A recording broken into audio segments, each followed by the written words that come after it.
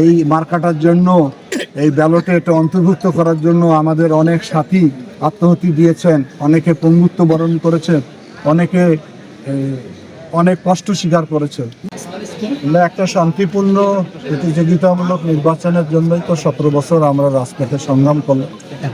আমরা অত্যন্ত আশাবাদী যে সকল মানুষের অংশগ্রহণের মধ্য দিয়ে আগামী 12 তারিখ একটি শান্তিপূর্ণ নির্বাচন অনুষ্ঠিত হবে ইনশাআল্লাহ।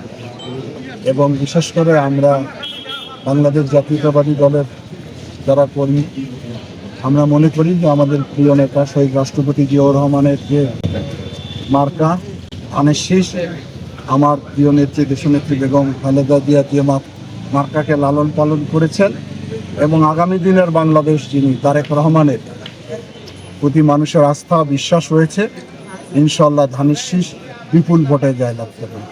এবং এই জয়লাভের মধ্য দিয়ে একটি মানবিক, একটি সাম্যের, একটি গণতান্ত্রিক, একটি দুর্নীতিমুক্ত বাংলাদেশ আমরা করতে চাই, যে বাংলাদেশের মাধ্যমে এই দেশের মানুষের দীর্ঘদিনের যে প্রত্যাশা, সে প্রত্যাশা আমরা পূরণ করব ইনশাআল্লাহ।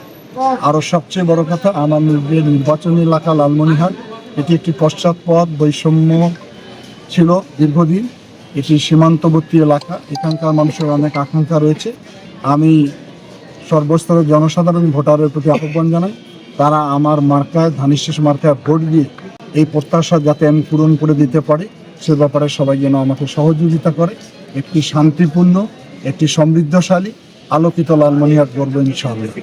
এই অনুভূতিটা তো বলতে পারছি না, কেননা এত আবেগপ্রবণ হয়েছি। এই মার্কাটা আমার সঙ্গে আছে, আপনারা দেখেন।